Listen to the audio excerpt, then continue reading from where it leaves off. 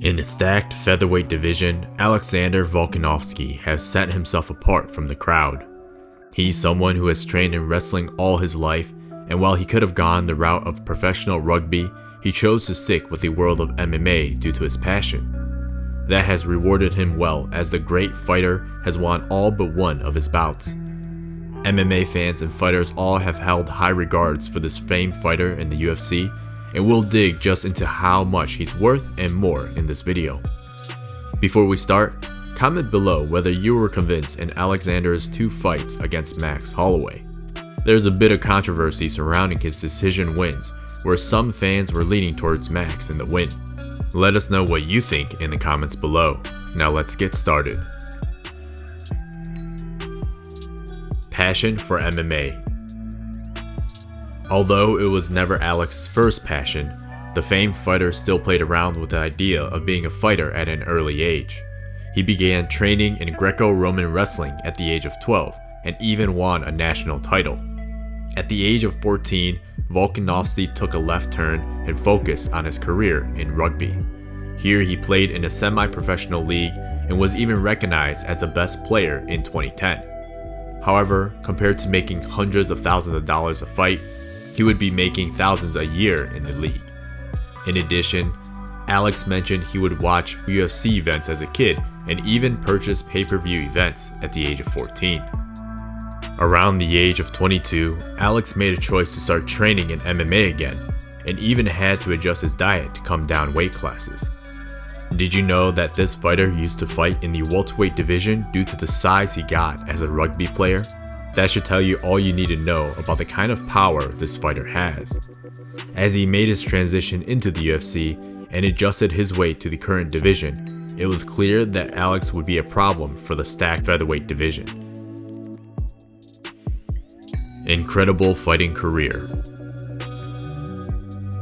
Sporting a 22-1 record, Alex has proven again and again that he should be in contention for the best featherweight great in his era.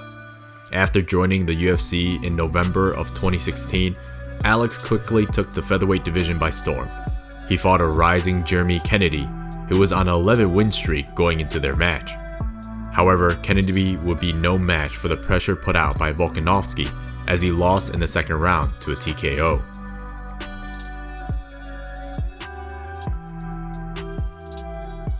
Two fights later, Alex was tested by veteran and previous champion contender of the division, Chad Mendes.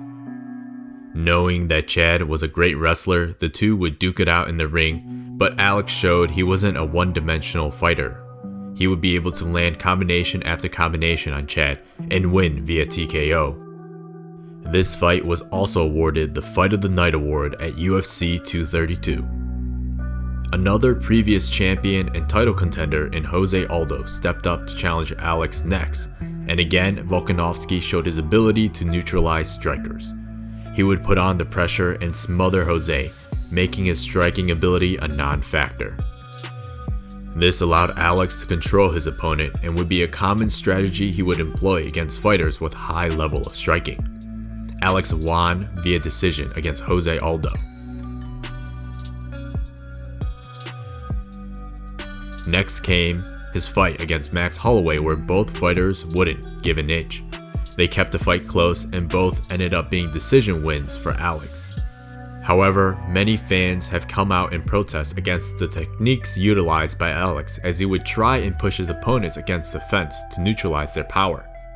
Others have come out to say that it is the game plan everyone is aware of, and it's up to the opponents to deal with it in the ring. Either way, it's hard seeing an opponent who can beat Volkanovski given his dominance in controlling them in the cage.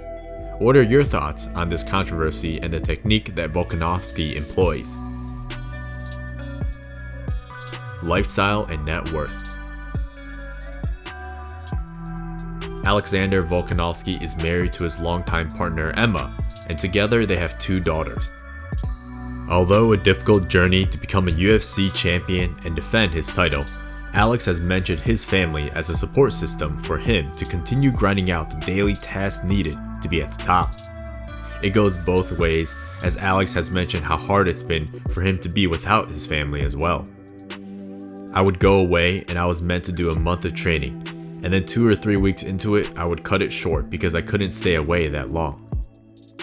In one of his most recent fights, he mentioned the work they've done as a family, saying everything is starting to look up, and now I can look at my family and be like, we did it together.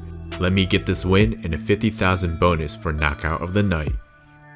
Not just $50,000 bonuses, Alex is earning hundreds of thousands of dollars for his fight through the past couple of years. In his 2 fights with Max Holloway for the featherweight belt, Alex earned a total of $670,000. He's also expected to earn over $300,000 in his next fight against Brian Ortega. It is estimated that Volkanovski is worth more than $2 million, and this famed fighter isn't stopping anytime soon. He's just hit his prime, and there's not only the featherweight but possibly the lightweight division that this fighter can entertain. Either way, more bonuses and millions of dollars are going towards Alex and his family. So, what are some interesting things that you enjoyed about Alexander Volkanovski's career, lifestyle, or net worth? Did he ultimately make the right choice by giving up rugby and striving to become the best MMA fighter? Fans certainly appreciate him in and outside the ring, whereas in the rugby world, he might have been less known. Thanks for sticking around for another lifestyle video on this famed fighter. For more videos, check out our content on Knockout TV. Appreciate all the support and make sure to subscribe and hit the notification button for more content in the future. We'll see you next time on Knockout TV.